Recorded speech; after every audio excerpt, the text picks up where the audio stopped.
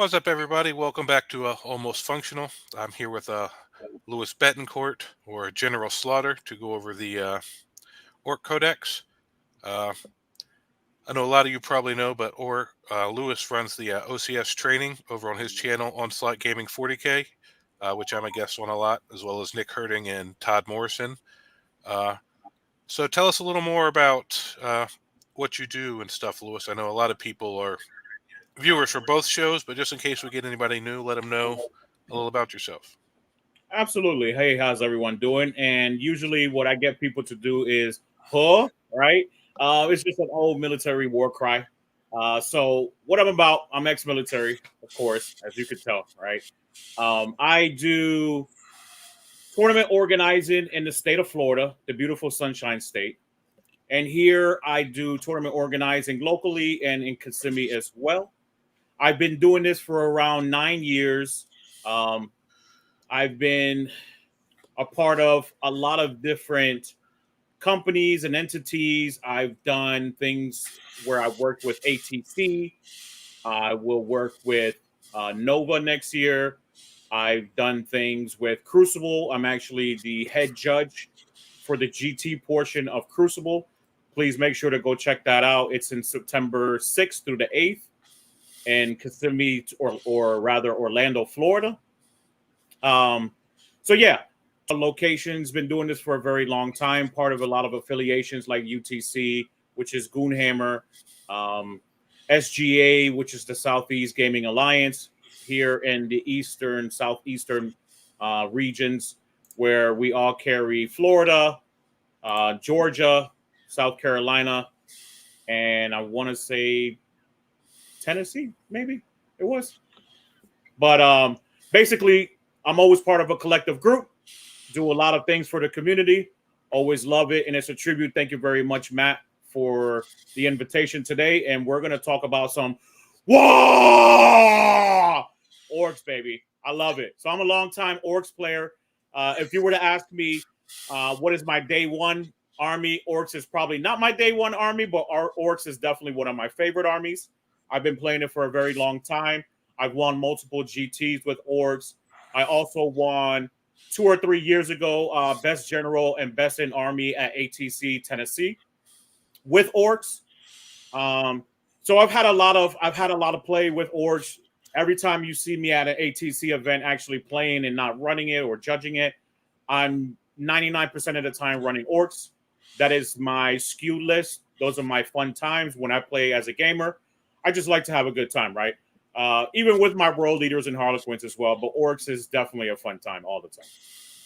Thank you, Matt. Yeah, no problem.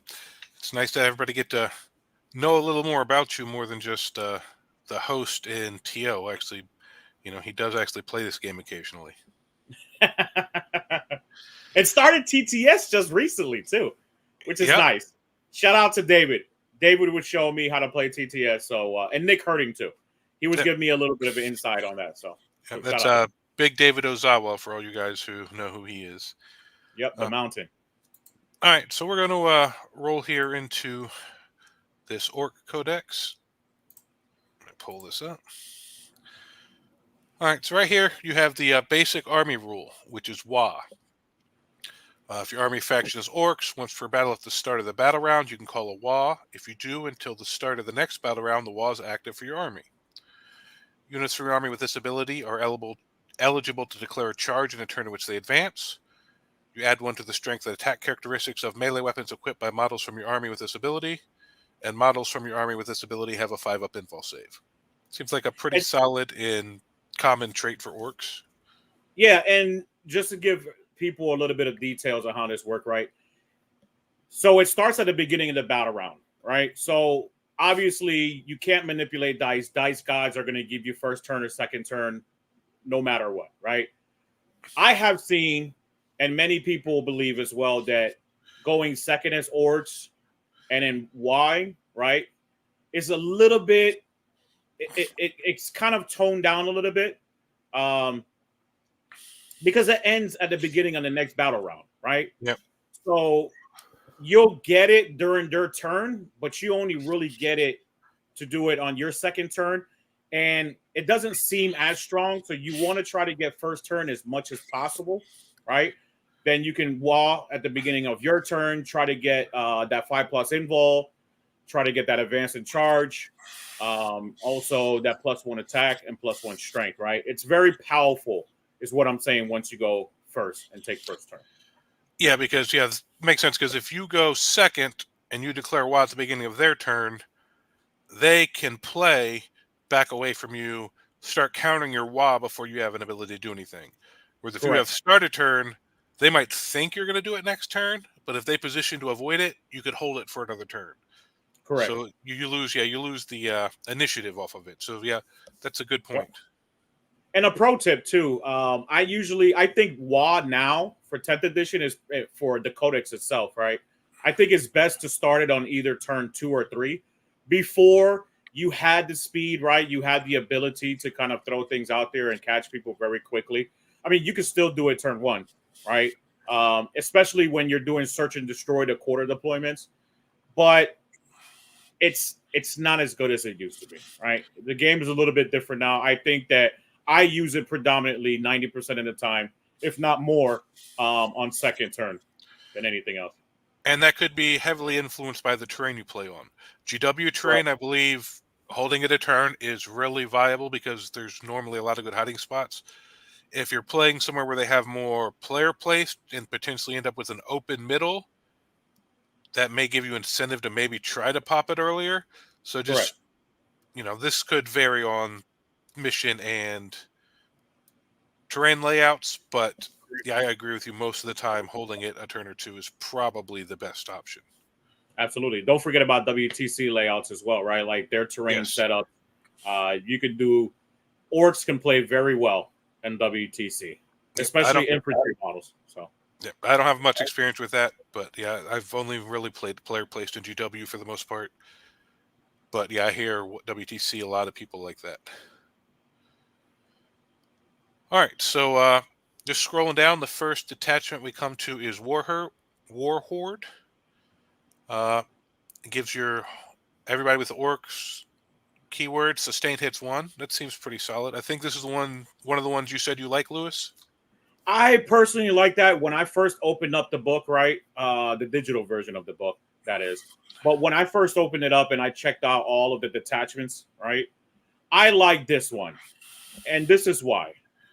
Every single stratagem that they have for the Warhorde is very familiar. It's actually everything that you're used to playing with in 9th edition and the beginning of 10th edition, right?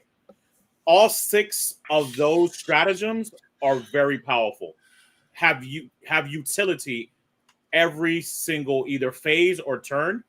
I feel like this one has the most utility when it comes to stratagems. I also like the fact that sustained hits across the board for your entire army is very strong, right? And it's more thematic for an orc player, right? So I look at it more as a theme as opposed to competitive. I think it has some mid to high tier competitive play into it, but I really think that more thematically, this is the more thematic type of detachment. Sustained hits, right? You want to play with boys. The only thing you want to do is fight, right? So you want to get in there. You want to hit even harder, and it plays very well with everything that Orc does. So. All right, and so what about the enhancements? Their enhancements are incredible. Yeah, so their enhancements are really good, especially if you're putting like knobs or mega knobs in trucks, right? Because for the first one, you have Follow Me Lads, right? So you put that on a Warboss or Mega Armor Warboss, and he gives his unit 2 extra movement, right? Nice. So knobs, mega knobs being 5 puts them up to 7. Your knobs being 6 puts them up to 8, right? So now essentially you have 3-inch, disembarkment +2 plus your movement, and if you've WAD, right, you get that advance, and then you could also get a charge out of that as well, right? So that it actually helps a lot, especially with orcs. And when you want to get stuck in really quick, right? I see a lot of value in this enhancement, and that was another thing too. The enhancements for Warhorde are really, really good too. I think they all have some type of utility. I think you could take any of them, and they're really good. Yeah. So with a heavy armored orc knob unit, you could get basically 16 inches out of a transport. Essentially, yeah. And so it'd be 17 with regular knobs. So yeah, that'll get you in range real quick. Yep. Yeah, and if you're playing like we were talking about before, search and destroy, right? There's only 18 inches between the two, right? So you have with mega knobs a 2-inch charge if they're on the line, a 1-inch charge for knobs if they're on the line, right? So you Yep. could get stuck in really quick. So that's a situation where if you got first turn and deployment worked out, where you might pop that turn 1 if you got a bunch of Absolutely. knobs on the line. That All would right. be one of the times that I pop a wall. Yeah. Turn 1. Absolutely. I'm gonna start calling you Papa Wall. Pop a wall. Papa Wall. All right, then the kill chopper, giving devastating wounds to an orc, especially when they can get extra attacks from wand stuff. That seems pretty solid. Very, very strong. I think between the sustained attacks, like you were saying, and just the amount of attacks, I would probably try to put it on an infantry war boss, right? The one with the power claw. He has 9 attacks on the charge. He has more attacks than the mega knob, the mega war boss, right? So I would try to take advantage of that with 9 attacks, sustained hits, devastating wounds. I think it's probably strongest teched into him, but there are a lot of good options that I can go into. Yeah, anytime you have something that triggers off critical hits or critical wounds, the more attacks you can throw at it, the better most of the time. So yeah, so if he's coming in with 9 attacks, that seems like a pretty solid option. Then the next one is cunning but brutal. His unit is able to shoot and declare a charge in a turn in which it fell back. That's always a good thing to have. That one, I'll be honest with you, for orcs, I think that's pretty weak. I think that's the weaker of the enhancements. Because you should run through them when you hit them. You should run through them when you hit them. If you're falling back with orcs, you're probably in a bad position, anyways, right? True, Unless, yeah, especially if it's your beefy unit that you're putting a good character in. Yeah, you're not hoping they don't get sandbagged by anything. All right, that makes sense. Yeah, I think it's the weaker of the 4. And then a cyborg body, a 4 feel no pain. If you got a Super bunch of wounds solid. if you got a bunch of wounds on somebody, that's really good. Super solid. Yeah, Yep. super solid. Putting it on just a regular infantry boss is good. All right, now we got some stratagems. So we got Kareen. That's just basically when your vehicle destroys, you get to, if your vehicle blows up, you get to move it before it explodes. Just try to get the mortals somewhere else. That's the old classic Kareem, baby. So yep. basically how this works is once you're destroyed, you get to move your vehicle and explode right in front of some type of unit, right? Within range of it. Yep. So it's the old classic Kareem. Everyone loves it. It's probably the one thing people joke about the most when they see it on the table. I've never seen anyone feel like it's a gotcha moment, even though I never try to, I always tell people, if you explode this, I'm going to potentially Kareem if you're within range of me, so I can explode in front of you. The reaction is always, it's hilarious to people. People are like, "What? You get to move and explode in front of me?" Yeah, it's funny. Yeah. It's Well, because you got a 1 in 6 chance it happen. You still have to roll the 6 to blow up before you can do it. So it's not like Correct. an auto thing. Correct. So you got to get lucky to be in position and then just take advantage of it. So if it happens, Correct. it happens. Correct. And then hard as nails. Oh, go ahead. You got something else on that? No. I was just gonna say, and yeah, no. Basically, there is no way in this detachment either to make it auto explosion. So yeah, you got a 1 in 6 chance to do it. So yeah. And artist nails, I really like this one. In your opponent's shooting or fight phase, just after the enemy unit has selected its target, 1 orc unit from your army, excluding grots, monsters, and vehicles. But that's all your infantry. That's your mega knobs, all that stuff. You can Everything. give them neg 1 to wound. I mean, this is mounted too, right? So you can put this on them like Squigosaur, boss, some of that stuff that's already hard to kill. Everything in the book is orcs. So keyword orcs. So and excluding grots monsters, right? Where it says that in vehicles. Yep. So even those, like you were saying, absolutely. So you Squig Hawk boys, you can put it on them. So people who are running that beast Snaga detachment, right? or sorry, not the beast nugget attachments, but the units themselves will be able to use this. So it's really good. I like it. I love this one. I think this is one of the strongest ones. Well, yeah. -1 to wound, really good. Well, especially since they're T5 across the board, so they're already skewing a lot of the tipping points for wounds. So adding this on top will really mess with a lot of armies. Yep. Then we got Orcs is never beaten. Fight phase, just after an enemy unit has selected its targets. One Orc unit from your army that was selected as the target of one or more attacking units attacks. This just gives you can give one of your units a fight on death in the fight phase. For free and no rolls, this is one of the best stratagems for fight on death because it's automatic. Yeah, it's 2 CP, but it's automatic. Yes, and it's worth it. If you had to kind of do the pendulum, right, and decide if you wanted to do 1 CP and roll it or 2 CP and automatic, I'd do 2 CP all day long. Yeah, especially against a lot of these fight first armies. Absolutely. Run into the custodes, they're like, oh, well, we're fighting first, we're on the objective or whatever. Like, that's right, I'm still taking a bunch of you down with me. That's right. I think, this is one of the strongest as well. Yeah, anything that helps Orcs get more attacks is always a good thing. Yep. And if you're running Grots, you're getting that free CP, hopefully, from rolling a 4-up and holding objective markers. So Grots, if you're holding an objective marker with a Grot, they give you CP? They do. They do. All right, so we got mob rule. End of your command phase, 1 mob unit from your army that contains 10 or more models and is not below half strength. Select 1 friendly battle-shocked Orc infantry unit within 6 of that mob. That unit is no longer battle-shocked. So you can unbattle shock another Orc unit.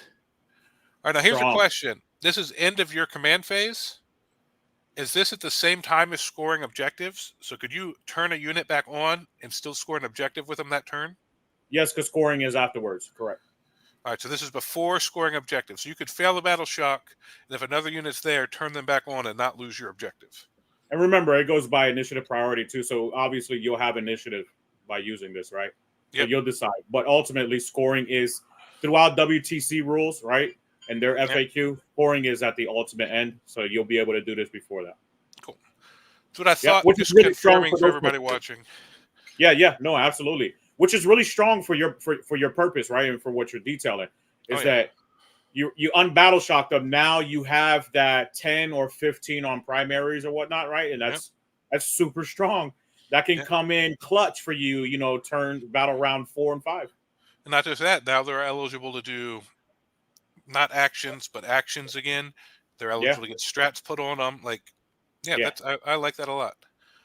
Then we got Unbridled Carnage, which is in the fight phase. 1 Orc unit from your army that has not been selected to fight this phase. Until the end of the phase, each time a model unit makes a melee attack, an unmodified hit roll of 5 scores a critical hit. So that's really nice. You put that on that guy that's getting devastating wounds already. Now you're popping on 5s. Yep, it's really strong. Like I said, all these stratagems are very strong. I love them. Scoring a critical hit. Well, remember, dev wounds is on wounds, and this is on hits. So you're getting sustained hits, you're saying. Well, the one guy was getting dev hits. Well, this is on. This is a hit. I was thinking wound. Right. So this actually, your whole army has sustained hits. Yeah. So this just works. Every unit in the army gets that buff. Yeah. That's for nice. Yeah. And you get it on 5s, which is awesome. So you put that on mega knobs, knobs. I'm a real fan. I get what everybody's doing now, right? I know a lot of people are loving the mega knobs with the 4+ vulnerable, 4+ feel no pain, and we'll talk about that later. But I'm a bigger fan of knobs. I like more attacks. If you're playing Orcs, right, you want to do 40 attacks plus a Warboss attached to them, right? And if you're doing critical hits on 5s, it gets gross really fast. And then this one's really nice. Here we go. Start your movement, 1 infantry unit, add 2 to advance and charge rolls. So now it goes back to those guys we were talking about earlier, getting 17 to 18 inches out of a vehicle, or 16 to 17. Now they're getting 18 to 19 inches out of a vehicle and adding 2 to their charge. Yes. So now you're +6. Yeah. You're +6 to everything you're doing that phase. Everything you're doing. So if you're from movement to charge, you're +6 to everything you're doing. Very strong in combination. So if you got follow me, lads, here we go. that unit is zipping around that board quick. Yep. Yeah, that's +6, and if you count coming out of the vehicles, +9. Yes, Like that's yeah, I that really like it. matters. That matters. That's a good point you brought up too. Yeah, that matters. Yeah. So yeah, so it's worth throwing some trucks and stuff in there. Now it won't. Now if you come from Deep Strike, I don't think it works at coming out of Deep Strike, right? What? But you do get the timing of it. The timing, I No, don't think yeah, works. because this is start of your moving phase. Reserves are end of your moving phase. Yes, you can't use Correct, it on a correct. unit that came out of Deep Strike, but they couldn't advance Yeah, anyway, so you'd really only be getting half the strat anyway. yeah, So yeah, it's yeah, yeah. But still, even a yeah. 7+ charge would have been good, right? I just didn't Oh see yeah, the timing of it. yeah. It's start. All right, and next up we got the Big Hunt. So this looks like it's more like your Beast Boys and stuff. This is all beast snaggers. This is all kill. The skill rigs, the hunter rigs, All right. squig hawk boys, things like that, right? Now this can be a very strong detachment, right? I think this has some play if you're teching into the beast snagger boys, the skill rigs, the hunter rigs, and the squig hawk boys. Um, the one downside that I don't appreciate too much is that their detachment ability is for only one unit. You get all these buffs to, right? So you have to select the unit to do it all. I mean, thematically, it's very good if you know what you're going to fight into, Yeah. right? Competitively, it you'll really never know what you're going to fight into, right? You don't know if someone's going to be have a very strong castle, Death Star type unit. Yeah. People can just play MSU, right? Like Votan and not have a Death Star unit Yeah. and have mostly MSU, and it could be a complete waste. So I like it when detachments have value. This has minimal value in my eyes, at least, but that's my opinion. Yeah. You bring this into Gene Stealer Cult, you're really getting no buff. Correct. All right, that makes sense. Yeah. Uh, so yeah, so you pick a monster vehicle or warlord, and even if he's on the battlefield or if he's in the if your opponent does not have any of these on the battlefield or embarked within, so if they're in the transport, you can choose them. But if they have none of that, you can choose a regular character, and then until your next command phase, each time a beast snag unit from your army declares a charge, you can reroll the charge roll. Each time they make an attack, you can improve the AP. Yep. Yeah, but this only works on one enemy unit, so yeah, that's definitely per turn. So it's definitely not. Definitely seems a lot weaker than the other one, unless you happen to run into Imperial Knights or something like that. And that enemy unit has to be monster vehicle or warlord too. That's what I I'm mean, saying. you could get warlord, keyword warlord, if you have a warlord attached to a unit. Just for people who Yeah. don't know, right? Mm-hmm. So you could get it on that unit that they're attached to. It doesn't have to be just a warlord; it's the unit and the warlord, right? Yep. But it's still very selective in what you can tech it into. So That makes sense. All right, so enhancements. Glory Hog, you can give a Beast Boss on Squigosaur and his unit a 9-inch scout ability. It's not that's bad. strong with squig That's hogs. strong. Yep. That's strong with squig hogs. Yep. Scrag every stash at the end of your command phase. The bears within range of objective marker. Oh, you basically can stick in objective marker. Yep. Just This boys can do that, so you could just do that with boys. that's not bad because you're tend to be pushing with anyway, so you do that to one of the ones closer to your zone as you're running to the opponent's side. Correct. We got proper killy. Add one of the damage characteristics to melee weapons equipped by the bearer. That can be solid. Surly has a Squigoth, Beast Muscle Squigosaur. The bear's looting unit. Each time attack targets that unit, if the strength characteristic of that attack is greater than the toughness of the unit, subtract one from the ruined roll. Yeah. So they got one really good enhancement. The others are okay. They're okay. But Yeah. they're not good enough to overcome the detachment rule so far. So we got No, I don't think so. Not strong enough to take competitively. Yep. So then we got Drag It Down, one Beast Snag unit from your army that has not been selected to fight this phase. Until the phase, melee weapons equipped on model's unit have the sustained hits 1 ability. In addition, each time a model unit makes a melee attack that targets your prey on a critical, it's 5 up. So once again, this gets better with your prey, but you give sustained hit ones to one unit as opposed to the other detachment where you just give it to everybody. Yep. If an enemy unit falls back from one of your units here, you can follow up, basically, just not re-engage. You can cause mortal wounds to the enemy. So they got some okay stratagems, but yeah, still overall, I think this is just the weakest of the detachments we've seen yet.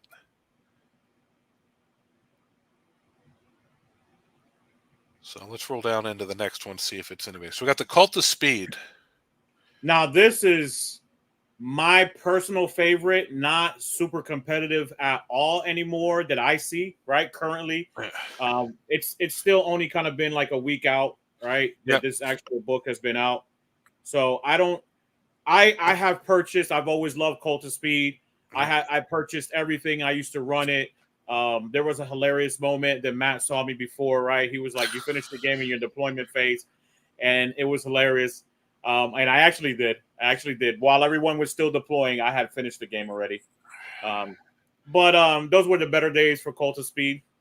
Yeah, when they just basically picked up knights in 2 turns normally. Yeah, exactly. So they're not the same anymore. They've really toned down the airplanes. I've tried to create some lists. This is the one I was looking most forward to play before the book came out. And Games Workshop was leaking what type of detachments they were going to put out, right? Like I was already kind of fantasizing what kind of Cult of Speed. They have some play, right? They're not a trash army. I just don't think that with the weak amount of shooting and the ballistic skill, right? Between the two, right? Because the Wasbomb blasters no longer have as many shots as they used to. They used to have 2d6 shots and d6 on their other weapon. Now they're all single weapons, D3. The Megatrack Scrapjet it is no longer 3d3 shots plus another rocket launcher. It's just like D3 now plus 1. So everything that used to make them very good because orcs suck in shooting, right? They really toned it down and made them a lot worse. Now, what I do see in retrospect, right, is that you can take anything now. So you can take boys. You don't have to be locked into just vehicles. So you can take things to kind of play the objectives and then use the vehicles to kind of go out there, do shooting, which is not really going to do much, and then charge as well in your WOG, right? I think that compensates slightly that you're able to charge as well, but you only get it for 1 turn, right? So, and you get to fall back as well. Yep. And do it again, but like I said, it's not the strongest. It's not a lot of attrition, not a lot of high volume attack. So, yeah, but if you want to run Speed Freaks, advance and shoot and fall back and shoot for what that army does is really nice. Yeah, then we got so. The Death Killer War. Go ahead. I think the detachment rule is pretty cool, right? Yep. So essentially, all of their shooting becomes assault weapons, right? They don't get the assault weapon keyword, but you're still eligible to shoot after you've advanced, right? Yeah. So that's pretty awesome. It helps you also do actions and things like that, but for what they have and the little attrition, the little volume of shots that they have, right? They're solid. They're solid. All right, so then their enhancements, we got the Wasblaster for the Death Killer War Trike. Basically, in your shooting phase, after his unit has shot, if he's not within engagement range, they can make a normal move of up to 6 inches, and then they can't charge. That's good. Pop out, shoot someone, run back behind the building, shoot, move on to objective. All sorts of things you can do with this. That's pretty nice. Then we got Faster Than Use, Orcs Infantry model only. Each time the bearer's unit disembarks from a transport, after that transport has made a normal move, the bearer's unit is still eligible to declare a charge this turn. Oh, I actually really like that. Yeah, I really like that one. Yeah, Land Raiders. So you get basically the Land Raider rule. All right, so you got your Speed Freaks. You throw a Knob unit in transport. Yeah. Yeah. You just get Assault Rams, which is awesome. This is probably the best one. The other ones are locked into the Death Killer War Trike. which kind of really bums me out about this list as well, is that it only affects the war trikes. So, all right. So then Squig Hog tires, war trike. Each time the model's bear, it makes consolidations, moves 6 instead of 3. That's solid. Then yeah, speed makes right. Orc models only. In your command phase, if the bearer or transport the bearers embarked within is within 9 inches of one or more enemy unit, roll 1d6. On a 3-up, you gain 1 CP. that's That's solid. okay, but if you're already running Grots, I don't think you Yeah, can gain both CP, so you no, you probably can really don't only need gain the this maximum of because one. you're probably taking a couple cheap Grot units to hold your back objectives anyway. Correct. Yep. And you don't want to take that enhancement. It's just going to be it's one better, right? But yeah, you got to spend points for it, you got to and it's a spend points character, for it. and then you got to keep that character safe. It's like probably not. And then you're giving that character an enhancement that you don't want to take, so you're taking them away from the better things, right? So Yep. So then, strategies, we got Speediest Freaks. Your opponent's shooting phase or fight phase, just after an enemy unit has selected its targets. One Speed Freaks or Trucks unit from your army that was selected as the target of one or more of the attacking unit's attacks.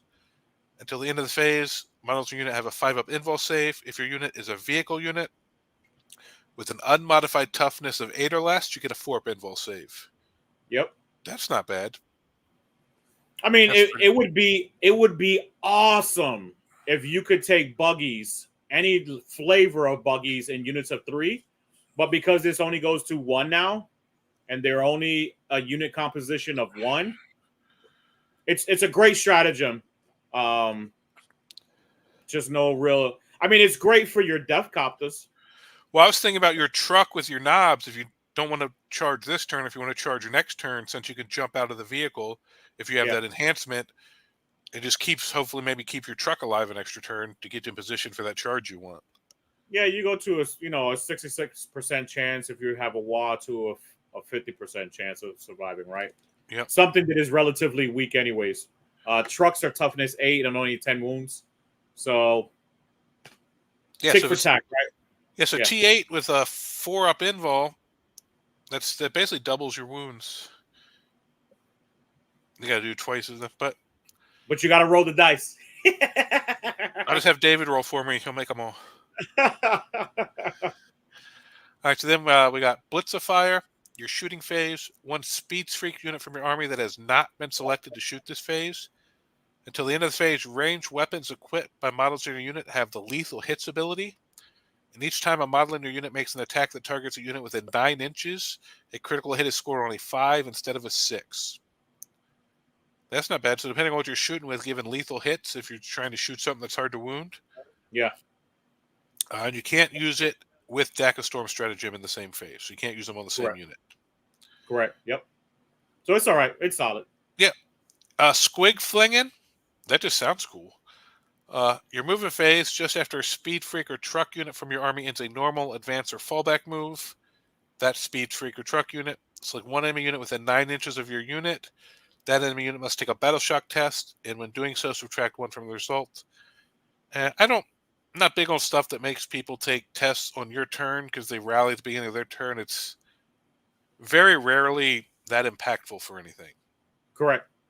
I mean, it works. It works great against other orcs. Because having a leadership of 7 and then trying to roll it an 8, it's pretty good for that. It's solid.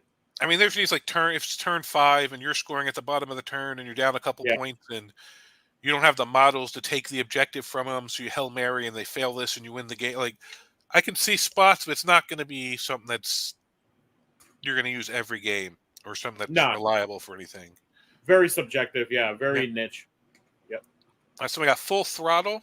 Your charge phase, just after a Speed Freaks unit from your army ends a charge move. Until the end of the turn, each time a model in your unit makes a melee attack, add 1 to the wound roll. +1 to wound. I always love that. That's awesome. Yeah. So that's a real good strat. That's a really good strat, especially if you're shooting rockets on all of your buggies and things like that, or your death copters, right? That are strength 5 and might be hitting Marines, wounding on 2s. A lot of attacks, right? So it could be very good, very solid, I say. Yeah, we're playing knights, shooting some of your stuff in there. You're winning on 4s, when now you're winning on 3s with your big, that can really change a lot. So we got Daka Storm. Your shooting phase, once speed streaks through your army that have not been selected to shoot. Till the end of the phase, ranged weapons have sustained hit once, and within 9, they have sustained hits 2. That's really cool. And once again, That's really good. you can't use that in conjunction with Blitzifier stratagem. But so you have the option of lethal hit and tough stuff, or getting extra hits against stuff that's just lots of it, but you're wounding it all right. And then we got But I mean, more. you put that on a boys unit, right? Or you Oh, yeah. put that on a knobs unit with PK. You know, PK is for power claws. Yep. That gets very disgusting. Oh, absolutely. Yeah, yeah. Yes, the amount of attacks orcs normally get in combat. Oh, this is only on ranged weapons, though. Is it only range? Yep, ranged weapons. This is speed So fix. then- It's more like your buggies and stuff running around shooting. Death Copters. Yes. Yep. Death Copters would be your best choice. Yep. Then we get more gets over here. Opponent's movement phase just after enemy unit ends a normal advance or fallback move.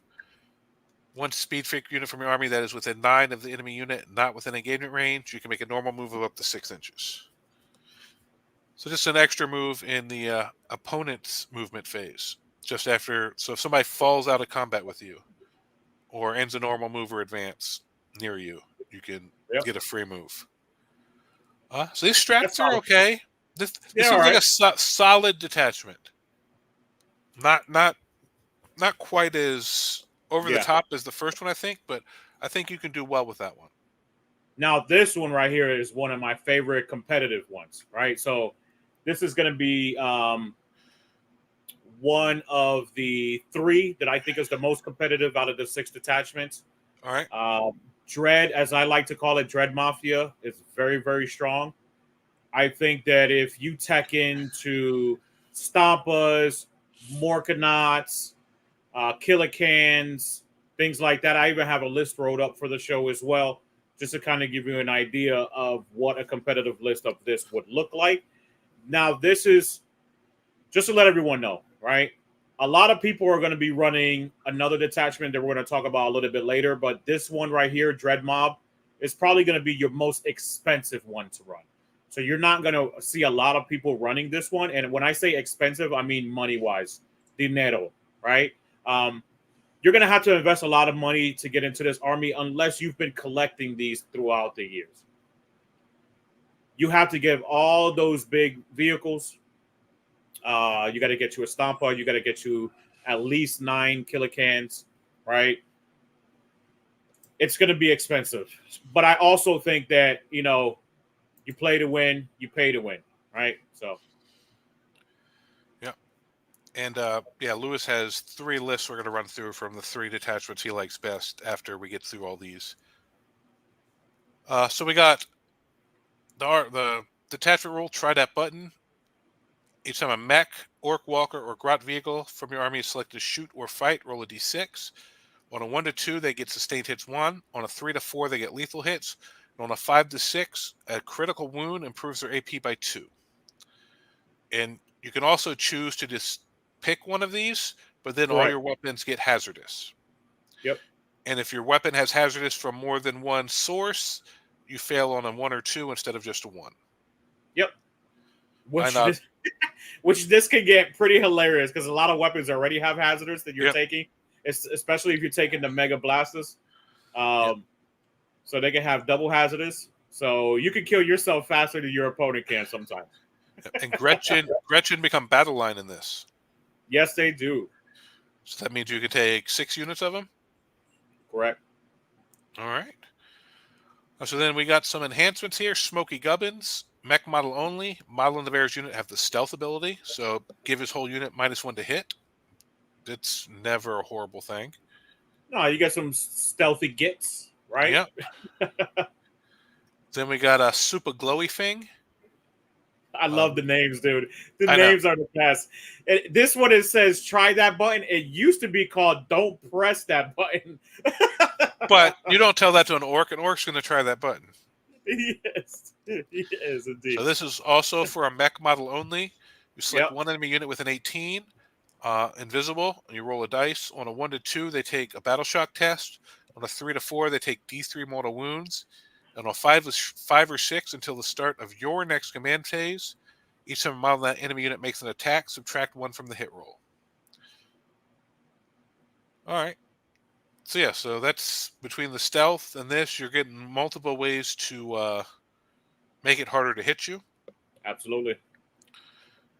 Then we got Press It Fasta, a mech model only. Each time a bearer's unit is selected to shoot, when rolling to determine which ability the unit's weapon gained from try that button, roll 1 additional d6 until the end of the phase. Ranged weapons equipped by models in that unit gain both button effects generated by those rolls. If a duplicate button effect is rolled, it has no additional effect. So for this, you could choose one and then roll another, or could you choose both and give yourself hazardous twice? The wording on it says actually they both have to be rolled. All right, so if you do this, you have to roll both. You can't choose either. You have to roll both. You can't choose either, and okay. you'll re-roll any duplicates, right? So if you get a duplicate or something, no, it says if you get a duplicate, it doesn't do anything. Ah, okay. So instead of choosing, you're just taking a gamble that you're going to roll the one you want plus an extra one.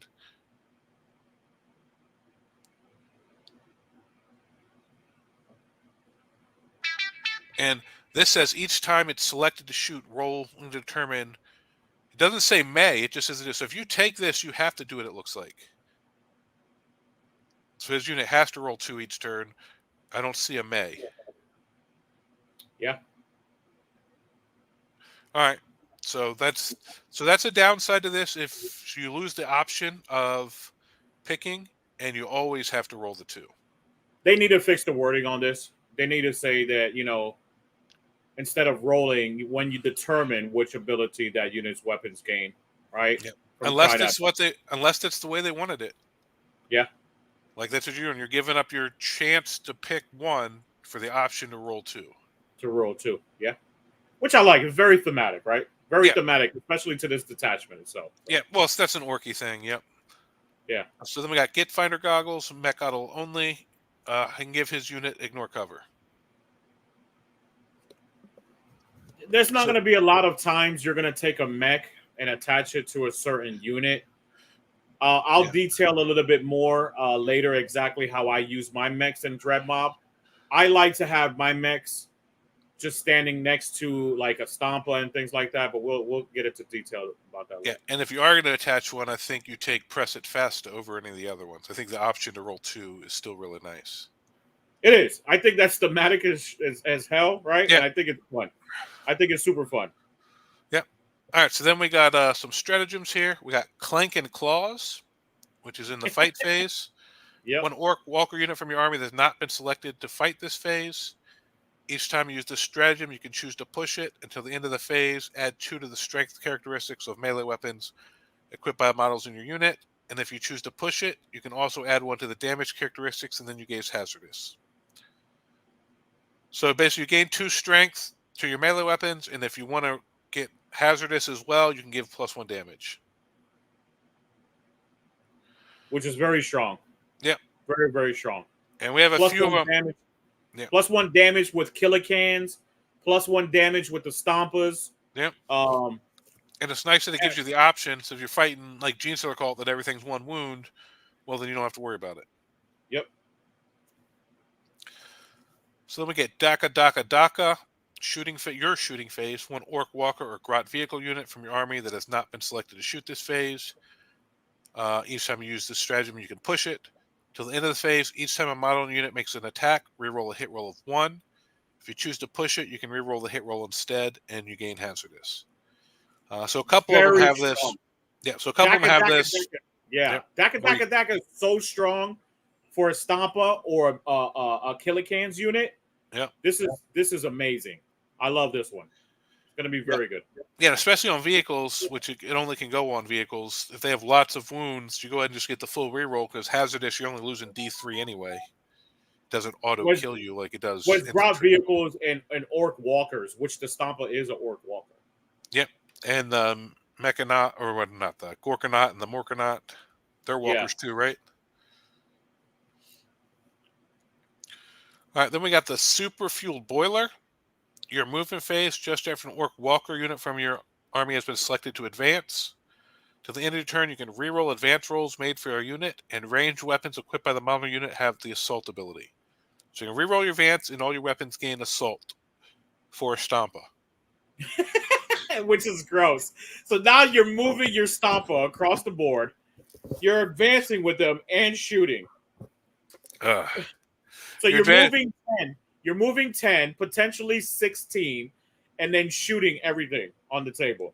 And most of their guns are from 36 to 24 to 100 for super rockets. No, I'm going to advance with him so he can still do the action and give up all his shooting with the Stompa. No, you won't. All right, so then we got Conniving Runts. Your opponent's movement phase just after enemy unit ends a normal advance or fallback move. One Gretchen unit from your army that is within 9 inches of that enemy unit and not within engagement range. Roll 1d6. On a 4-up, that enemy unit suffers d3 plus mortal wounds, and then your unit can make a normal move. Yep. So basically, you get near the grots. On 4-up, they're doing mortals to you and then leaving. Yep. Now, yep. on the wording on this, if you fail the 4-up, do you still get to move and not do the mortals, or if you fail the 4-up, you don't get to do either? I was confused on that when I read that. No, you can still. It says the unit can still make a normal move. You just suffer. You just kill a couple guys off because they probably accidentally ate the grenade or dropped the grenade in front of them or whatever it might be. Right. All right. It's essentially fire and fade, but a little bit more powerful. All right. So they get to make a normal move no matter what. On a 4-up, they do mortals. Yep. Okay. Then we got bigger shells for bigger gets. Your shooting phase, 1 mech, orc, walker, or grot vehicle. Unit from your army that has not been selected to shoot. Each time you use this stratagem, you can choose to push it. So into the phase, each time a model unit makes an attack that targets a monster or vehicle, add 1 to the wound roll. If you choose to push it, you can add 1 to the damage characteristic as well. Until the end of the phase, you gain hazardous. So this is another one where you can push it to gain an additional damage. So if you're fighting like knights or something, you can use this on them because they're vehicles, and then you can use the other one on something else in combat. So you can double 2 times, get +1 damage. That'll really help in those kind of matchups. Yep. Then we got extra gubbins. Your opponent damage 5 rockets is crazy. Ugh. With +1 to wound, damage 5 rockets. Yes. Your opponent's shooting phase just after an enemy unit has selected its targets. 1 walker or grot vehicle unit from your army, excluding Titanic. All right, so no Stompa here. No Stompa. To the end of phase, each time attack is allocated to a model unit, subtract 1 from the damage characteristic. So here you get a -1 damage.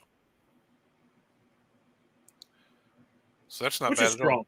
Yeah, that's really strong. Depending on what you're shooting. If you're shooting at something that's hard to wound already, and you can also put -1 on it. Yeah. Or even if someone's trying to kill your grots, you make your grots minus. Oh, this is only walkers and grot vehicles. Yeah, only walkers. So you put it on like killicans, right? People who want to kill your killicans really fast, and they're damaged 2 weapons. Now they're damaged 1. Yeah, because Def Copters aren't grot vehicle, right? They're just regular vehicle. Yeah, they're not grot vehicles. They're just regular. So you can't. Gotcha. So this one is a little more restrictive on what units you can use on, but it is kind of still a useful strat. So I think this is a pretty solid detachment. You like this one a lot, right?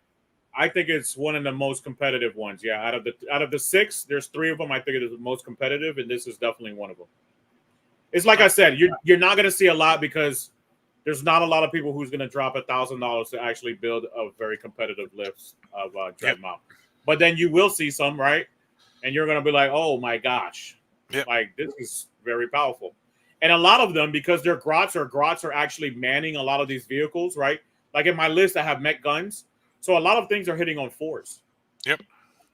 And as you'll see on my list, I take 3 mechs, which gives a unit +1 to hit.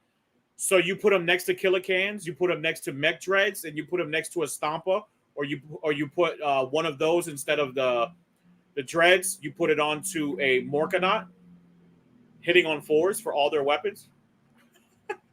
That's big for orcs. Yeah. All right, so we got the Green Tide. That's my second one. Yep. All right, so their special is Mob Mentality. Each time an attack targets a boys unit from your army, models in that unit have a 5-up invul save against that attack.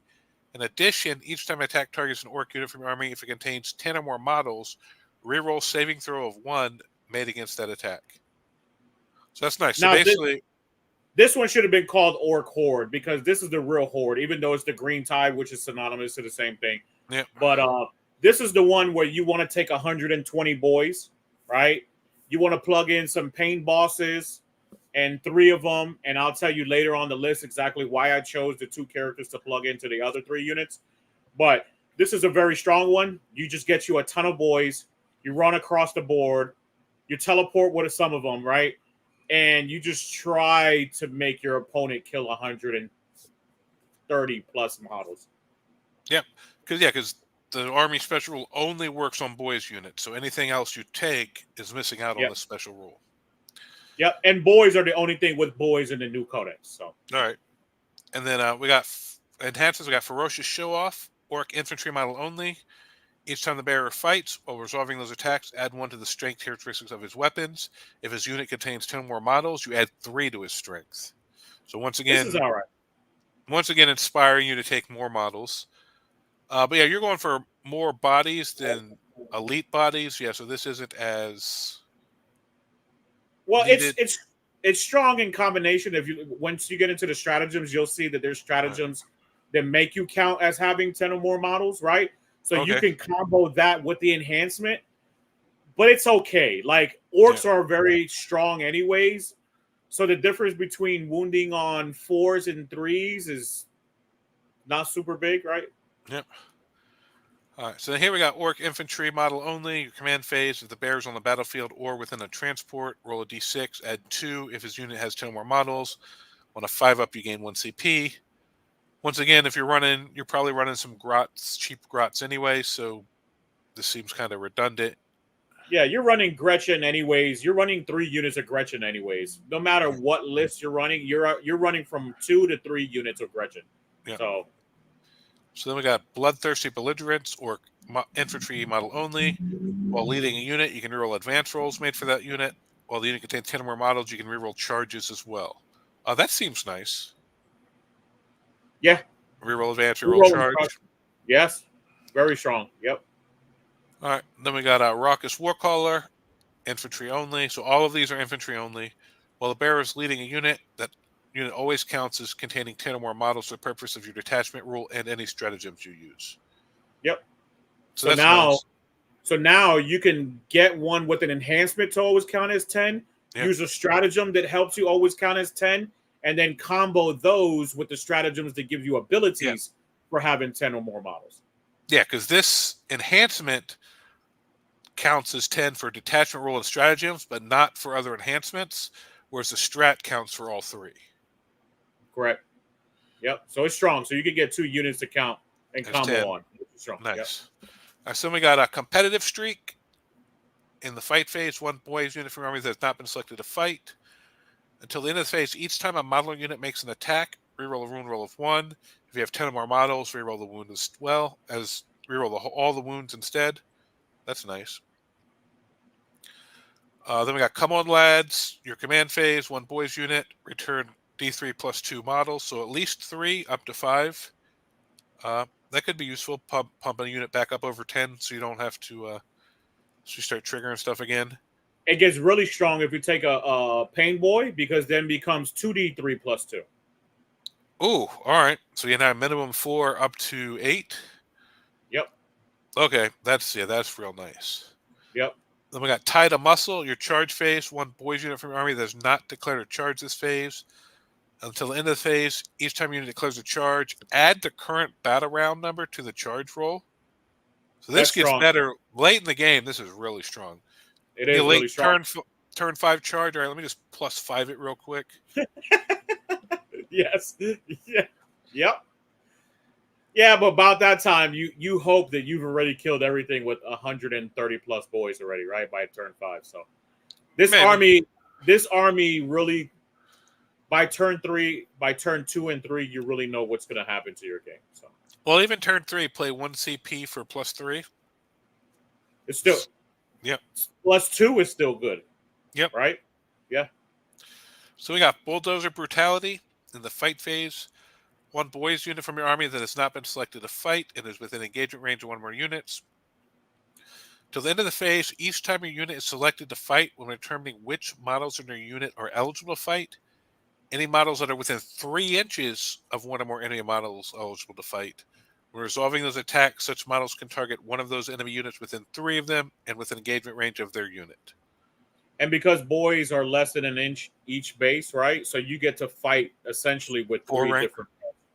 Yep, 3, 4 ranks. Yep, 3 Yep. ranks. 3 ranks. Well, if they're less than an inch, less than an inch, 3 of them would be just under 3 inches, right? So you could possibly get that fourth guy in. Potentially 4, yeah. Yes, that helps those big orc units just get all those attacks in. All of them. Yep. And then we got Go Get 'em. Your opponent's shooting phase just after the enemy unit has selected its targets. One boys unit from your army that was selected as a target of one or more attacking units attacks. After the attacking unit has shot your unit, you can make a Go Get 'em move. To do so, roll 1d6. Each model you move it in your unit can move the distance in inches up to the result, but you must end that move as close as possible to the closest enemy unit. When doing so, those models can be moved within engagement range of the enemy unit. If your unit contains 10 or more models, you can just move a flat 6 as well. So this is nice. This lets you move toward the enemy, and if they're close enough, you can just move into engagement range. Yep. Essentially what Blood Surge is for World Eaters and specifically Berserkers. Yep. You And can Blood Surge right into a unit. Yep. Wolfguard Battle Leaders give this to Thunderwolves as well. Yep. But ours is once per game. This is strat. You can do this multiple times throughout the game, so that's nice.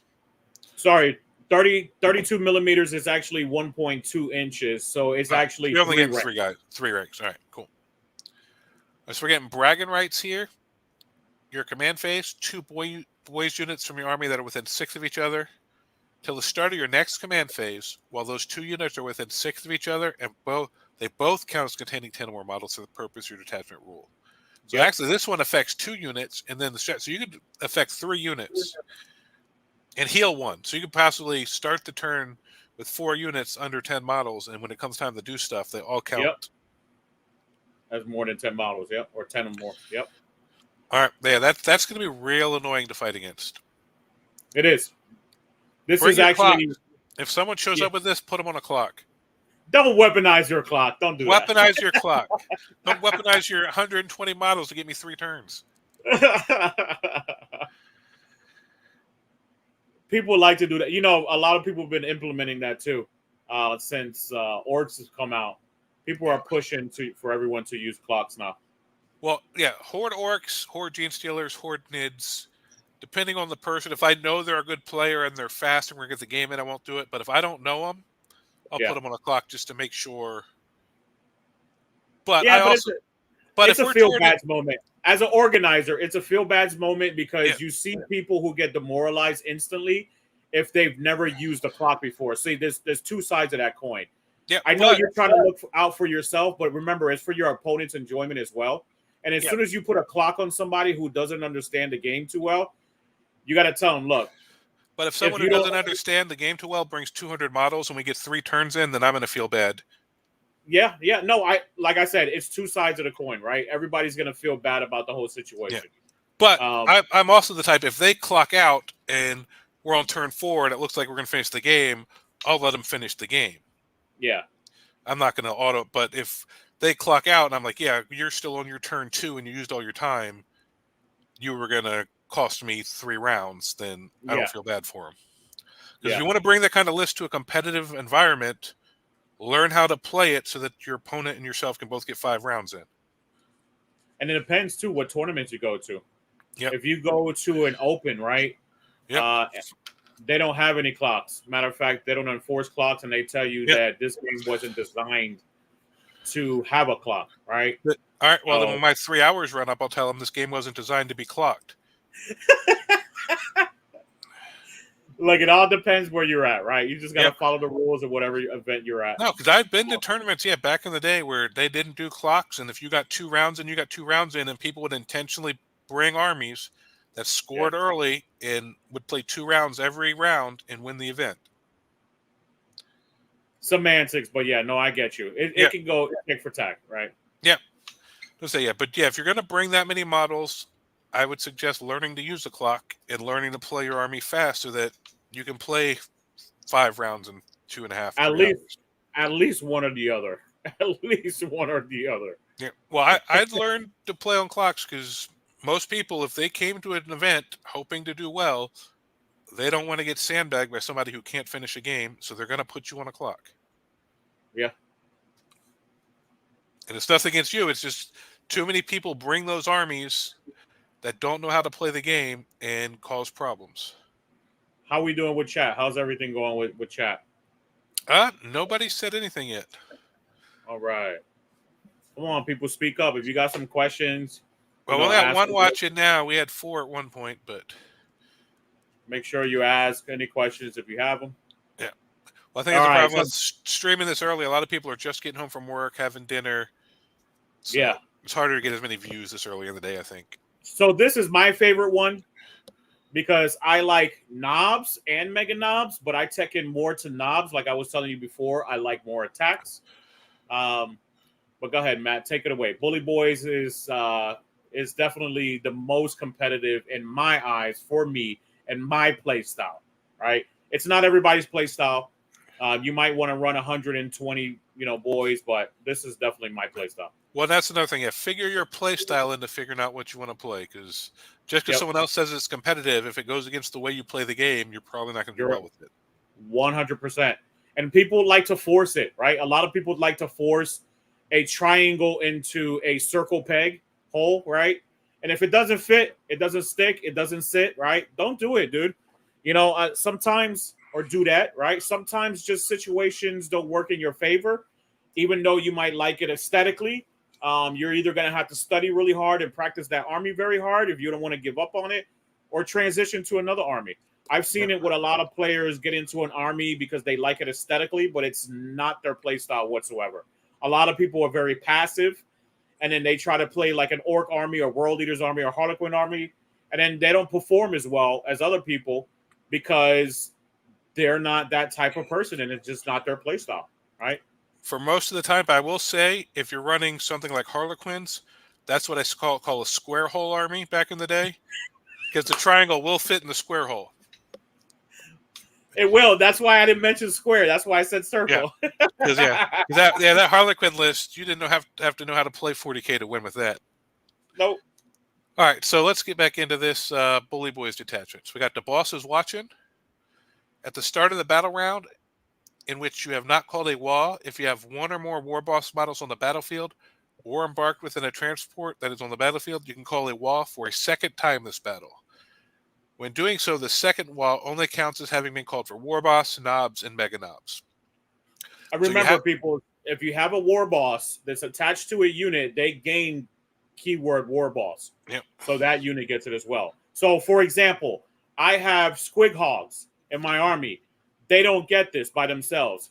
If you put a Warboss on Squigosaur, all of a sudden they get a second wall now. Yep. And yeah, this has to be the second wall. You can't do it before the other wall because it specifically says it has to be your second wall. So you can't use this first and save the wall for the other people. You have to use this as the second one. People are taking it because they're teching into the 4-up Feel No Pain. Yep. I take it for the advance in charge and doing 120 plus attacks with 3 units of 10 knobs. Ooh. Because they're 40 each, 40, 80, 120, right? Plus you got characters attached to each one of those. That's how I like to play this list. Other people like to play it very slow and methodically where they're playing defensively. I'm very offensive and try to be offensive to my opponents too. Yep. And speaking of Mega Knobs, you got the teleporter here, Warboss and Mega Armor. He gives his unit Deep Strike. He does. Very strong. I love it. Yep. Very strong. Yep. At the Big Gob, which is an infantry Warboss, at the start of the fight phase, select one enemy unit with engagement range of the bearer. That unit must take a battle shot test, and when doing so, subtract 1 from the result. That's okay. If they happen to fail, maybe you stop them from using some strats, but I don't think you waste points on that, personally. Nah, you use this on high, or low, whatever, however you want to look at it, but you use it on units, or armies like Orcs, you use it on Gene Stealer Colts, you use this predominantly on armies, which is very selective, right? Yeah, say, but for a So tournament, I don't think you spend points on this hoping you run no, into one of those. but remember, everybody, if we're talking competitive here completely, right? But we're also going to speak about things that maybe you're just playing at home with your friends, right? So it can be thematic as well. Some of these, Well, everything, yeah, a lot of this is competitive gear, but yeah, any of this is detachment. If you know your opponent's running knights or Monsterzilla Nids, then you can run the detachment we said isn't that good. That yeah, specifically, yeah. So anytime you're playing backyard garage hammer, a lot of this goes out the window because you're playing different ways. You know what you're facing. You know what they like to play. You know how yeah. they play. Maybe you're doing custom scenarios. So yeah, so we talk a lot more geared toward competitive, but yeah, a lot of this changes if you're just doing like garage hammer. 100%. All right, so then we got the biggest boss, infantry war boss. Add 2 to the wounds characteristic. I take this all the time. Yep. Every list that I've written so far with the mega armored war boss, I always take it on him. It makes him, I believe it was 8 wounds, So you give either him 8 or this 9. as opposed to the deep strike. Yeah, because I put them in trucks. I don't do the deep strike. I think that Gotcha. strategic reserves is just as good, if anything, right? Um, I think strategic reserves instead of taking the teleporter, right? And points wise, when I'm building these lists, I don't have the extra points for teleporter. I think a teleporter is amazing. I just don't think my list that I'm constructing, right? I take teleporter with it. I just take strategic reserves. Kurt's in the chat. He says, "What's up, boys? What's up, baby? How you doing, Kurt? Couple more weeks, Kurt. We're getting out of here." All right. So Ed then, Stomper? yep, Ed Stampa, infantry war boss model only. Each time the bearer makes an attack that targets a unit that is below its starting strength, reroll a wound roll of 1. If that unit is below half strength, you can reroll the wound roll instead. So if they've taken any damage, you can reroll wounds of 1. If they're below half, you can reroll all your wound rolls. I'm personally annoyed by these type of triggers for stuff. Like, I'm like, just give me something I do or I don't do it. I have to remember. Are you how many models did you start with? Where do you like? Yeah, it's like Space Wolves, right? Like you have to jump through a fire hoop in order to get something. This is Yeah, exactly how it feels. And to your point, right? Since orcs don't shoot that well, anyways, the only time this is really beneficial to you before you hit a fresh, brand new unit, right? Is that you have to either shoot them going in, throw some grenades, which most orcs units have grenades now, yeah, or something other than that, right? yeah. Because for the way of things order, so if he's with a unit and they charge in, and the unit attacks, and now the enemy's below half strength, does he count them as below half strength, or since they're all considered to happen simultaneously, does he still count them as what strength they were before any of his units swung? It's the beginning of the attack, and That's what I thought. yep. Yeah, So that means that you have to complete all of your attacks, right? And then once all of your attacks are done, including characters in there, then it could benefit a second unit. yeah, gotcha. All right, that's what I thought. So I know a lot of people don't think that, like, that wasn't my initial thought at the beginning of this edition, but they've ruled that some other places where the whole unit, even the character, all counts as the same time, so you can't gain that benefit halfway through the combat. Correct. And because it doesn't say fight, which is a good point and a tip for people who don't know this, right? Because it doesn't say fight, you could use this on fight on death. Yeah, and for shooting, yeah, this is just anytime they attack. Yeah. So maybe if you had infantry war bosses don't get good shooting weapons. No. No.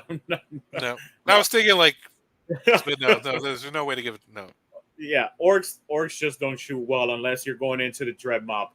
They got that one guy left you need to kill. Your war boss takes him out with a pistol with his reroll wound. I mean, exactly. Grenades, like I said, a lot of orc unit now, they have grenades, right? yep. So that's like your best way to actually kill models now. So yeah, but maybe you charge it. Tank shock too. Yeah, but maybe you charge into 2 units into like a big Terminator, something really hard to kill unit. Maybe then the second unit would get to benefit from this, but I don't think you'll benefit enough from it, even though the rule sounds good, to take this. I agree. All right, so then we got some strats. We got armed to the teeth. Strong.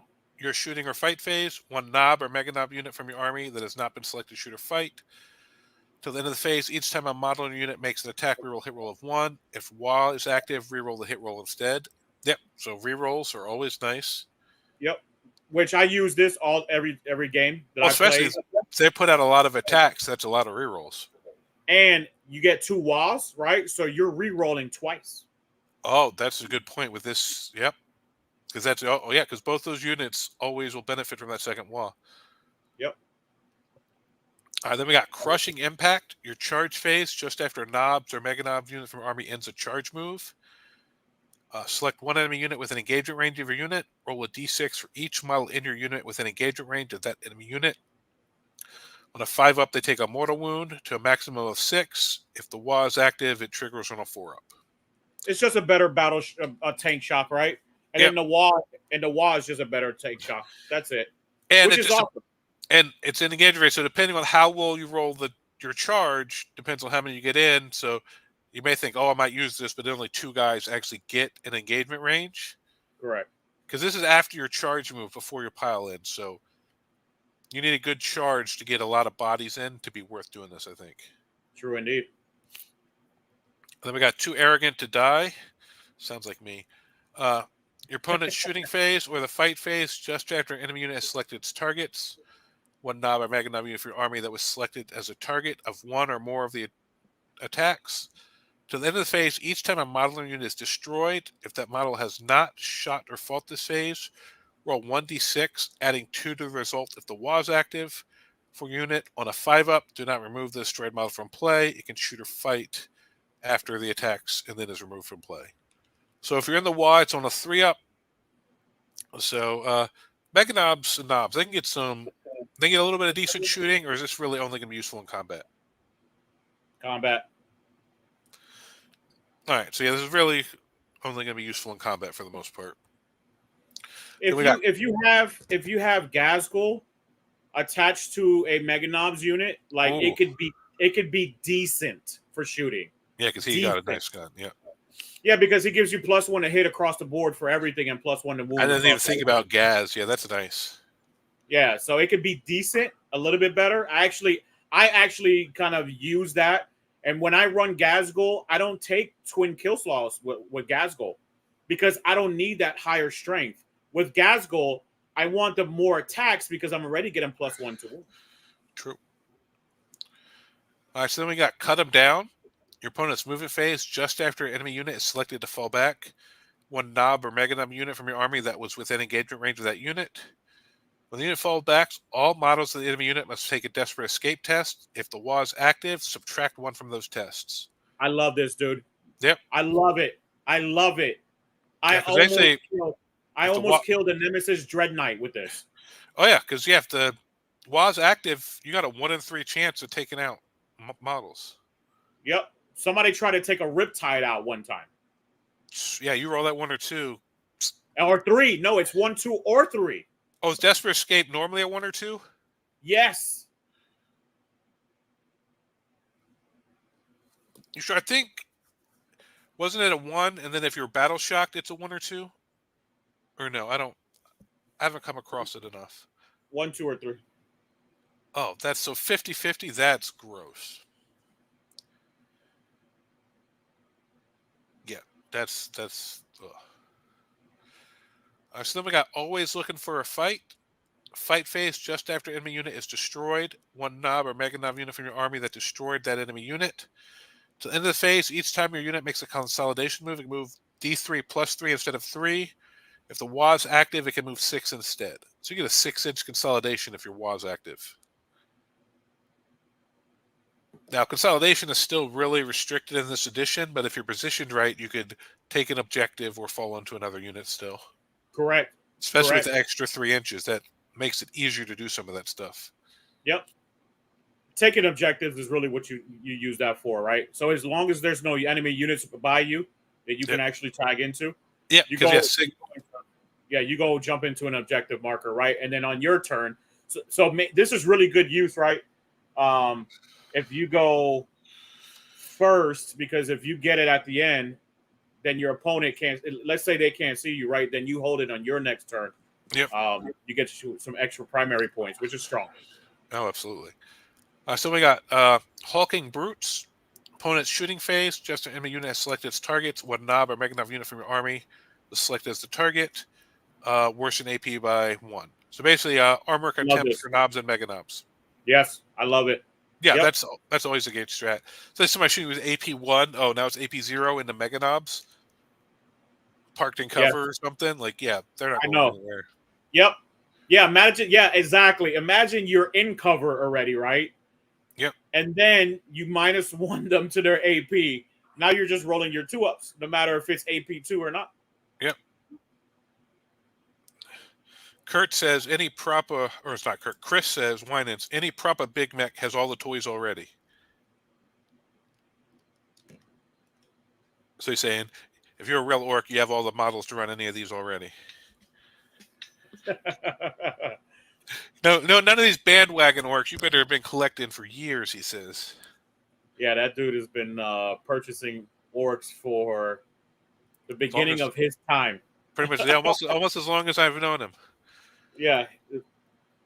Since birth, probably, he came out with a Stompa. Yep.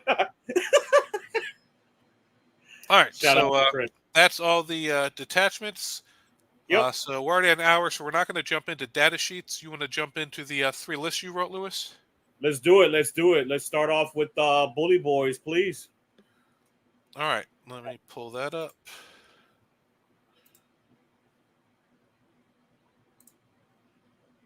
Oh, I'm on the wrong thing. So we're just gonna talk about these. We're not actually gonna have them shown. But that's perfect. All right, so let's go up here. Look at these Bully Boys you sent me. So just a quick refresher of what this detachment did. We don't have to get into a deep, but show them what's the concept of this list.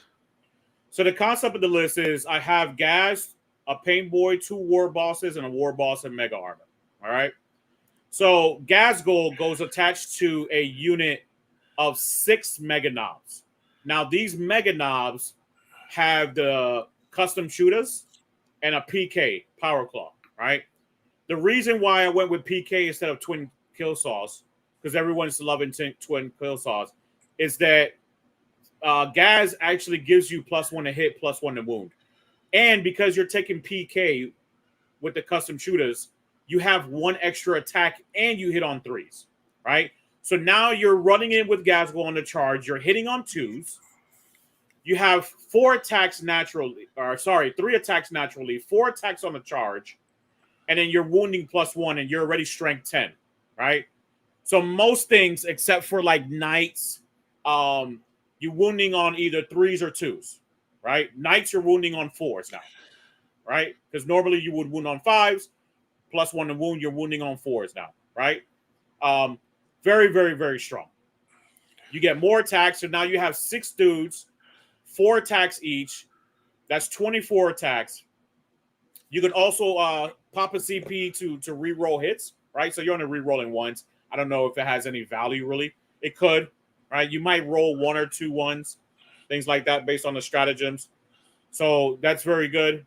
Also, I'm running a Pain Boy and one of the knobs unit that I'm taking I'm taking 3 knobs units on this list, okay? So I have 3 knobs units, 10 man. I take a Pain Boy in 1 because the Grot Oiler gives me the ability to bring D3 models back. So it's only once per game, right? But also he heals D3 every command phase. All right. Very strong. +5 up, feel no pain on that unit. And if you know the knobs, they have an innate ability where they're -1 to wound if your strength is higher than their toughness, right? So now you're -1 to wound. On top of that, you have a 5 up, feel no pain. And if you're in the wall, you have a 5+ invulnerable save. So it becomes very, very hard to kill them, especially if you got the Pain Boy in there and he's rezzing dudes right back, right? So Very, very strong. Then I have 2 war bosses and the other 2 10-man war knob squad. On one of them, I have Ed Stomper. Ed Stomper is like we talked about. It's very selective. It's very subjective, rather, right? Most of the time, when you're hitting something, they're gonna be below starting strength at least, so you'll at least be able to reroll once to wound.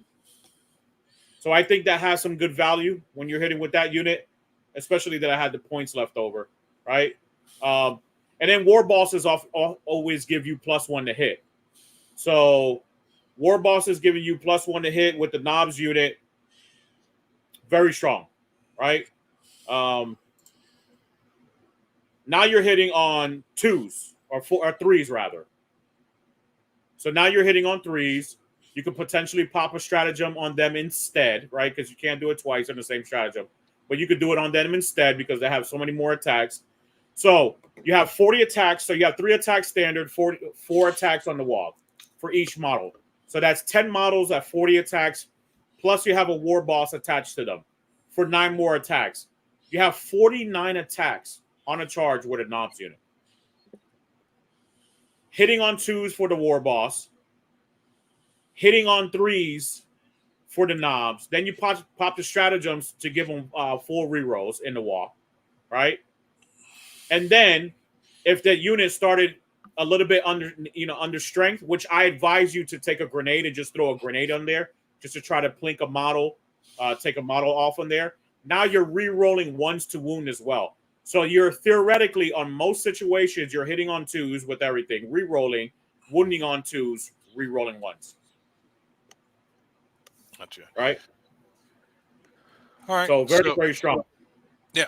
So that's the concept. I'll just run quick through the exact mod units in it, but that's the main way you can play. So you got Gaz, you got the Pain Boy, you got the 2 war bosses, and then 1 war boss in mega armor, 4 trucks, 1 10-man 4 Gretchen. trucks. Yep, 4 for the trucks. 3 knobs, 1 mega knobs, and then Gazgul with his unit, they go into strategic reserves. I've seen that they're way too slow on the tabletop, so I usually put them in strategic reserves. All right. Then we got Gretchen with a Runthurder, 10-man. The 6 mega knobs that I believe they're the ones you said run with Gaz. Yep, with the PKs. Yep. All right. Then we got a 5 mega knob that's going with one of the war bosses in a truck. Yep. Then we got 2 knob squads, both 10-man, and they're going. Or no, 3 knob squads. 3 knob squads, but all 10-man. Yep. All 10-man. Yep. And they're going in the other 3 trucks. Then we got 2 Stormboy 5-man units. Oh no, 3 Stormboy 5-man units. That's right. Because they innately advance and charge now without taking any penalties like they used to. They used to just kill a guy. Yeah. Now they actually just advance and charge and fall back in charge, right? So very strong. And you can put them out there as either to get objectives, right? That's what I mostly use them for. Or you can put them out as screening units to tag units real quick while the rest of your army gets there. So. Is Stormboy's deep strike, or is that something you start on the table all the time? I start them on the table all the time, but it's very subjective too, depending on what I'm playing against, how much terrain I have to hide behind, right? How close I am, how close my opponent is deploying his army. Yeah. So it's very subjective. It could be anything. Do they have the option to deep strike? I know sometimes they do, sometimes they don't in different editions. Or can they only go in strategic? No, they have deep strike. Good. That's good. It's a useful thing to have in the toolbox. Yeah. Storm Boys have deep strike. And Nate. All right. And then next up, we got the Dread Mob or Dread Mafia.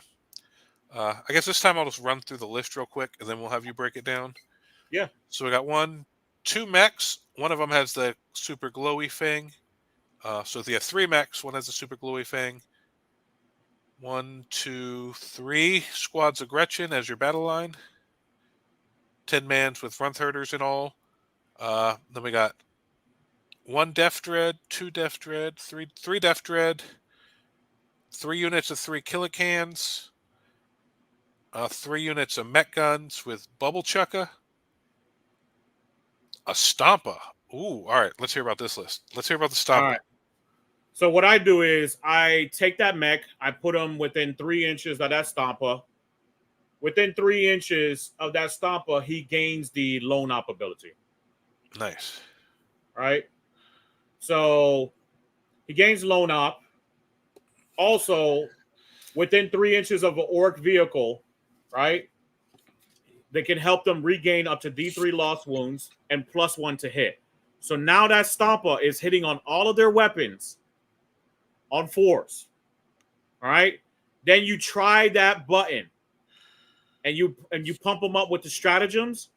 It's a lot of shots, potentially +2 damage, right? Depending on what you might take it on, depending on what you might be shooting, right? So you can get up to some of these weapons because he's already strength 10. The Stomper is strength 10 in close combat. Okay. So and you give him, do you go for the sustained hits 1 on the button?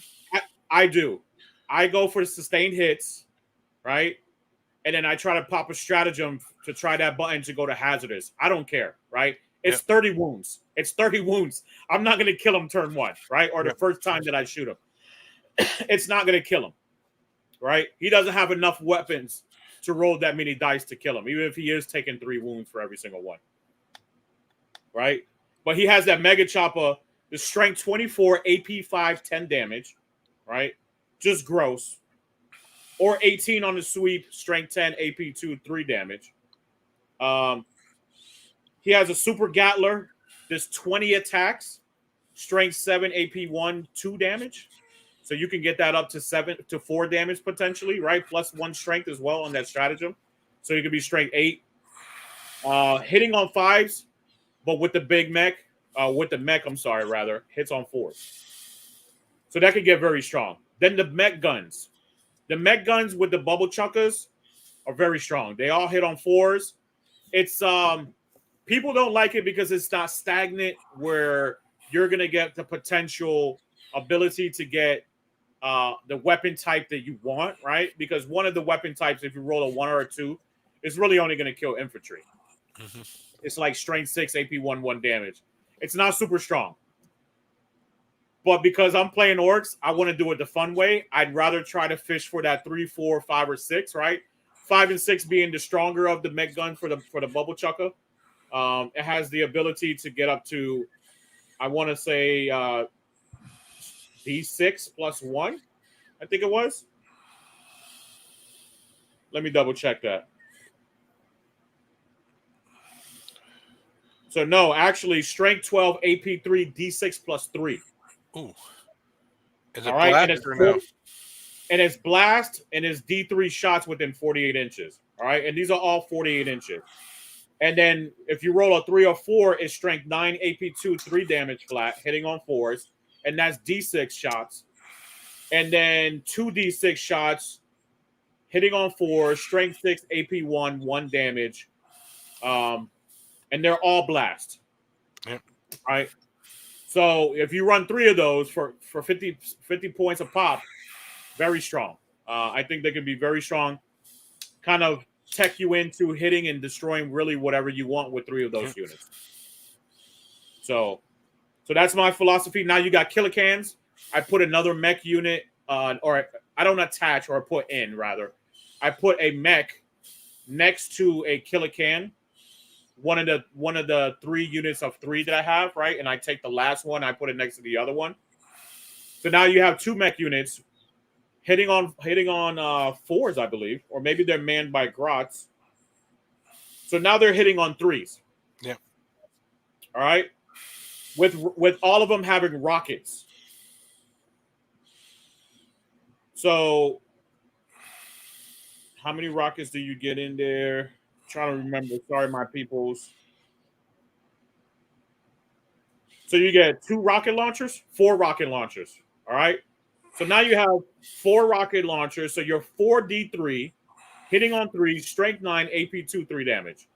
And if you start pumping stratagems into them, they're going to get really good. Oh, yeah. With try that button, press that button, right? So killer cans, I think, are the creme de la creme of this list. I have 3 units of 3, so that's 9 of them. I believe you can get up to 18 killer cans. I don't know if I would go that high. Maybe Maybe 2 units of 6 and then 1 of 3. I'd probably go maybe drop the Death Dreads. I do have 3 units of Death Dreads.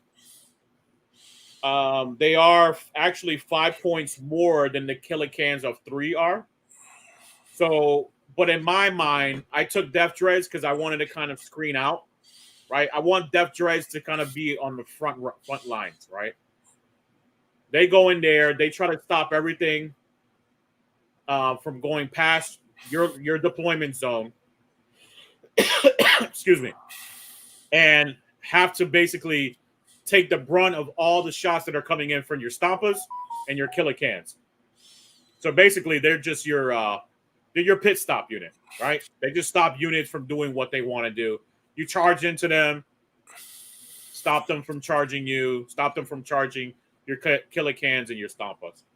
And they look scarier than Killican, so a lot of people might soak Yes. fire from the other stuff that you're trying to save. Yes, indeed. Yes, indeed.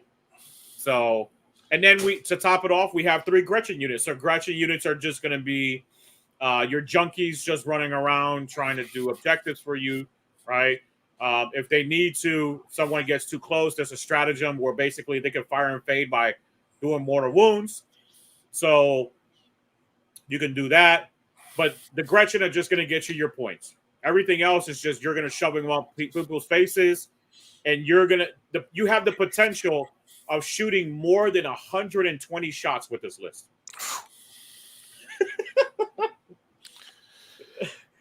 Yep, and the Gretchen are hopefully getting you extra CP every turn. Absolutely. Absolutely. So you could just pump them up with all the stratagems and trying that button, getting hazardous, getting that +1 strength, +1 damage. So yeah, it gets really gnarly. And then the last one. All right, last one. You got Green Tide here. So we got 1, 2, 3 Pain Boys. 3 Warboss with the enhancement Brutal but Cunning. A Warboss with the enhancements Bloodthirsty Belligerence. Then just a regular Warboss. A Weird Boy with enhancement Ferocious Show Off. And then 2 other Weird Boys. So you got 3 of each character. Some of them have enhancements.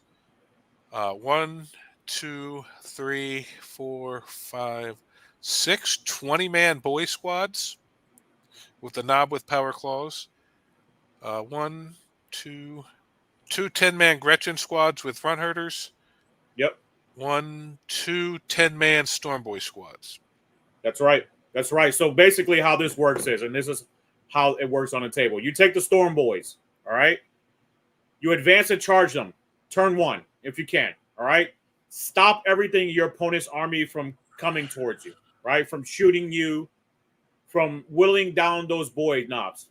Those boy units, right? You want those boys to go across the field and put all of their attacks into the units that you're fighting against. All right? So they're essentially your fast, I'm going to get in your face units until they die and your boys get there.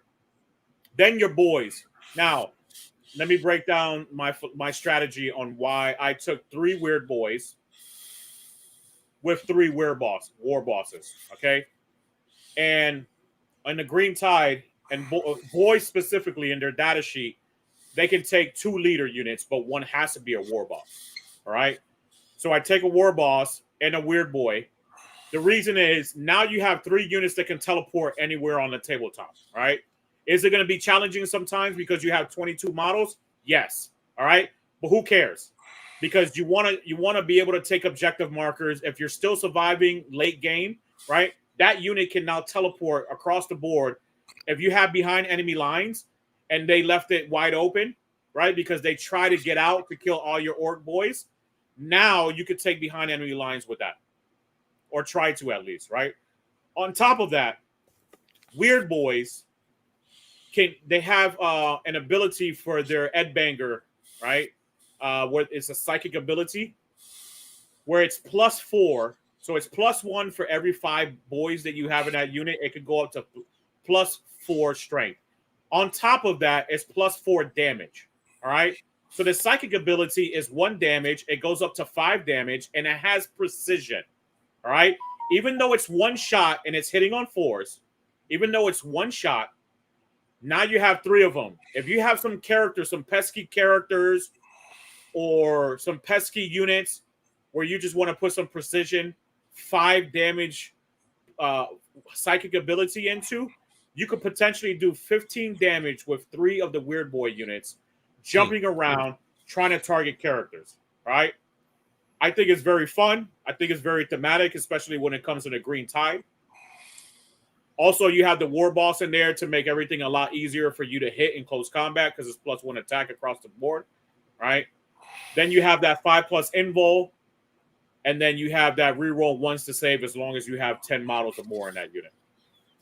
Then I have the 3 units with the Pain Boys in it. This is where it gets real gnarly, where we're talking about with the stratagem, right? The stratagem gives you D3 +2 models to bring back for boys, all right?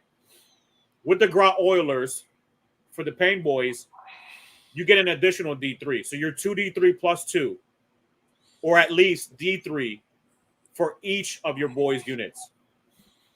And on top of that, you have a 5+ invul all the time. You have a reroll once to save, as long as you have more than 10 models. And you have a 5+ feel no pain. So those boys become very highly resilient, right? And what don't you love about having, so you got 120 boys, 20 Gretchen, 9 characters, and 20 Storm Boys. That's 169 models. Well, do the Runt Herders count? Are those 11-man units, the Gretchen? I'm sorry, you're right. It's 171 models. 171 models. 171 models. You're gonna hold every objective. So what I would do if I'm playing this list, right? And I'm gonna play this list very soon. As soon as I buy 6 box sets of boys, right, or 12 boxes of boys, I'll just flood the board in a triad style. No matter what, I will always flood myself to basically get closest to the 3 closest objective markers, and just sit everything on the just objective markers, and flood my entire backboard so you can't deep strike behind me. And good luck trying to chew through all of that. 171 models. Well, I don't need to chew through all that because you're going to chew through all your time on the clock. Hey, all I have to do is move them up there, and that's it. I'm here. I'm done. That's it. I'm done. And wait for you to charge me, and that's okay. As soon as you charge 1 unit, you kill 120 boys unit. Now I have 3 charging you and killing that unit. So we can trade. We can trade all you want. I have way more units than you do. So yeah, so that's the breakdown on what I think is the 3 most competitive units here on Almost Functional. I think that the one that's going to be used the most is going to be Bully Boys. Then I think it's going to be Green Tide, and then Dread Mob. Like I said, the 2 bottom ones, right, Green Tide and Dread Mafia, as I like to call it, are going to be your most dinero, lots of money to actually play into those. So you're going to see a lot of Bully Boys, which is going to be a little boring, to be quite honest with you. Because it's the cheapest to get into. You don't have to buy as many models. But it's one of the coolest, and it might play towards your playstyle. And it definitely plays towards my playstyle. So. And I think you'll see some speed freaks because they look like they have some play. They're not trash, but they're one step below the other 3. I don't think they're trash. I don't think any of them are trash. I just think that. Well, the Beast Snagger one, I think competitively might be just because it's pigeonholing you into only getting buffs against certain types of armies, and if you don't draw those, you're coming in with no buffs. Yeah, but if you could get 3 units of Squig Hog Boys, right, with war bosses in all of them, so you could have 27 models of just Squig Hogs, and you're scouting 9 inches, that could get pretty nasty. I'm just saying. Well, only one of them gets to scout. I think it was select 3 of them. I don't know. There was a way to get all 3 of them to do it. Okay, I know there was the enhancement for the one boss gave it to his unit. Yeah. But still, even having 1 and then having 2 right behind them, right? Bring them closer to my Thunderwolves. Let's go. Yeah, exactly. So I think that's going to be a fun one. I Oh don't yeah. think any of them is trash. I think the War Horde one is going to probably be the champion in a lot of ways because of all the sustained hits and the critical hits on Hmm. fives and all of the good stratagems and enhancement that you have on those. It has a lot more utility than Yep. I think that than any of the detachments. Yeah, it's the most I versatile. Yeah, I think it's the most versatile out of all of them. But to each their own. Hopefully, you guys have an amazing time with the orgs. I'm gonna have an amazing time. I have a RTT that I'm gonna go to this weekend. So, yeah, I'm excited. I'm excited. Yep. And catch us next Tuesday on Lewis's channel doing the next episode of the OCS. That's right. Oh, That's I right. probably won't be there. I might be working, but Lewis, Nick, and is Todd going to be there? Todd should be there as well. So we're gonna be talking about orcs. We're gonna be talking about T Suns, Thousand Suns, and Necrons. Yep. And I may get on the day after and give a little spiel on Wolves about that thing if I'm not able to make the show that night. Yeah. Hopefully you do, man. Hopefully you do. If you don't, we love you. We miss Yep. you. Yep. But got to pay the bills, right? Got to pay the bills. Most important thing in life. Yep. All right. Thank you so Well, much, Matt. yeah. Yeah. Thank you, Lewis. That's where we're going to wrap it up now. We'll catch you guys next time. Have a wonderful day. Take care, everyone. Whoa!